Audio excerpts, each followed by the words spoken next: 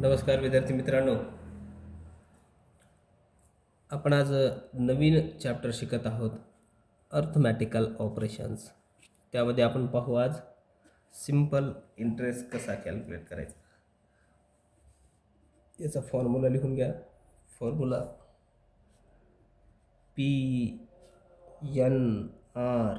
PNR divided by 100. हा काय आहे? सिंपल इंटरेस्टचा फॉर्म्युला आहे. PNR म्हणजे याला दुसऱ्या पद्धतीने असं लिहू आपण, simple interest into P into N into R divided by 100. Simple इंटरेस्टचा हा फॉर्म्युला आहे. ओके, आता आपण उदाहरण पाहू. सिंपल इंटरेस्ट कधी दिलं जातं? हो, जेव्हा एखादी राशी आपण एखाद्याकडून उसने घेत असतो आणि त्याला व्याज दिलं जातं, त्याला सिंपल इंटरेस्ट असं म्हटलं जातं. मग आपण पाहू प्रत्यक्ष उदाहरणार्थ. उदाहरण आहे आपल्यासमोर. Question: find out simple interest on amount of rupees 800 for 8 month. किती आहे? 8 मंथ ॲट 5% पर ॲनम.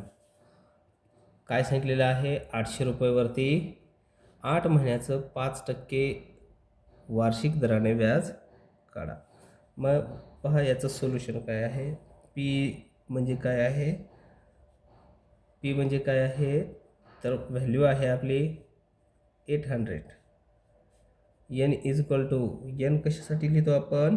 कालावधीसाठी. पी म्हणजे काय आहे? आपली मूळ राशी. आणि एन कशासाठी लिहितो आपण? कालावधी. कालावधी किती आहे? 8 मंथ. 8 मंथ आहे की नाही. आर काय आहे? रेट आहे. रेट किती आहे? 5% पर ॲनम. मग आपल्याला काढायला काय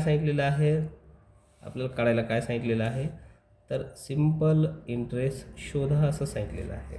मग आपल्याला माहीत आहे simple interest is equal to P into N into R divided by 100. P किती आहे? राशी किती आहे? 800. Then principal amount 800. N is equal to 8 month out of 12 month and R is equal to 5% आहे का नाही. आणि डिवायडेड बाय 100. सोपं आहे पहा. आता आपण काय करू? काटछाट करू. हे 100, हे 8 गुणिले 8 गुणिले 5 भागिले 12. चारित्रकम 12, 4 2 8 आहे का नाही. आता 8 इंटू 2 इंटू 5 डिवायडेड बाय 3. हा 8 2 16, 16 पंचे 80 आणि हे 3 करा. कॅल्सीवरती करा. 26.67 हे तुम्हाला काय येईल? सिंपल इंटरेस्ट येईल. सिंपल इंटरेस्ट बरोबर किती आलं व्याज मग आपल्याला? 26.37. या पद्धतीनं याचं सोल्युशन आहे. आपण आणखी उदाहरण सोडून पाहू. क्वेश्चन लिहितो मी आपल्यासमोर. क्वेश्चन लिहितोय. Question: find out simple interest. Find out simple interest on amount rupees 25,000. Rate of interest 5.5% per annum. 5.5% per annum. Duration borrowing is 9 month. आता पहा की पी इज इक्वल टू काय आहे 25,000 आहे का नाही. N is equal to 9 out of 12 and R is equal to 5.5. मग simple इंटरेस्टचा फॉर्म्युला अप्लाय करा. P into N into R divided by 100. P किती आहे principal amount 25,000 into 9 out of 12 then 5.5 and 100. 250 हे काटछाट करू आपण. 3 एक 3 3 त्रिक 9 3 चौक 12 इंटू 9 इंटू 5.5 डिवायडेड बाय 12. कॅल्सीवरती करा आता तुम्हाला सोपं जाईल. 1031.25 रुपीज म्हणून सिंपल इंटरेस्ट किती आलं 1031 रुपीज. बरोबर आहे. आता तुम्ही प्रॅक्टिससाठी तुम्हाला उदाहरण देतोय. फाइंड आउट सुरुवातीला सोडवलं होतं अगदी तसंच. Find out simple interest an amount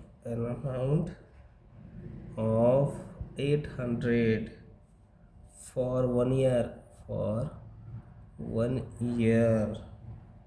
at the rate 5% per annum.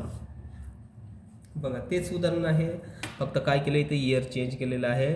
आपण 8 मंथसाठी घेतलं होतं.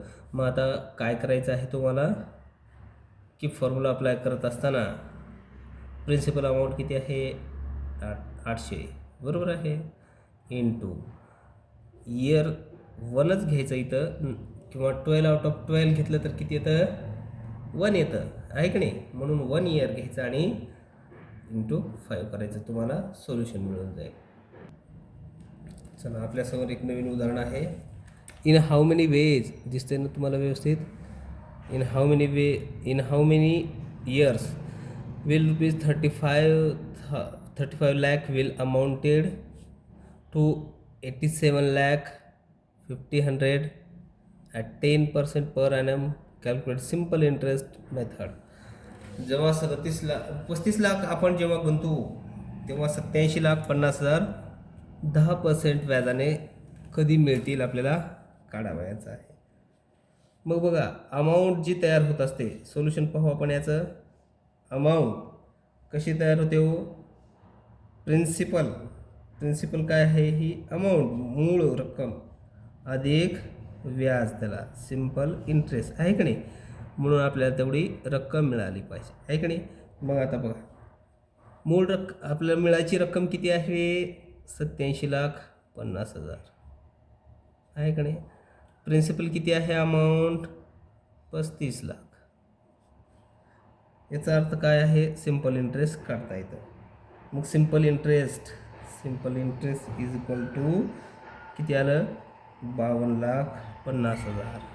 कसं काढलं आपण तर या 87,50,000 हे 35 लाख मायनस केलेलं आहे आपण आहे का नाही. म्हणून आता simple interest is equal to आता प्रश्नामध्ये काय विचारलेलं आहे इन हाऊ मेनी इयर्स वर्ष काढायला सांगितलेलं आहे एन काढायला सांगितलेलं आहे आपल्याला.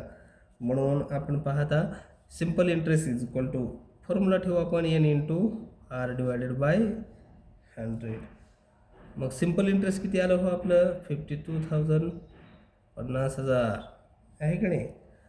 प्रिन्सिपल अमाऊंट किती आहे 35 लाख इंटू एन काढायचं आहे आपल्याला. आर किती आहे रेट 10% डिवायडेड बाय 100. आता हे 10 कॅन्सल होईल आणि खाली हे 100 आणि इथलं एक आपण कॅन्सल करू. मग किती राहतं बघा 52,50,000 बरोबर 3,50,000 3,50,000 कारण एक शून्य कॅन्सल झालेलं आहे इंटू एन बरोबर आहे. आता दोघांमध्ये गुणाकाराचा संबंध आहे, म्हणून आपण काय करू, इकडं याला ट्रान्सफर करू, या संख्येला भागाकारात येईल. 52,50,000 डिवायडेड बाय 3,50,000. ओके, किती येईल पहा, 35,000. 3 1 2 3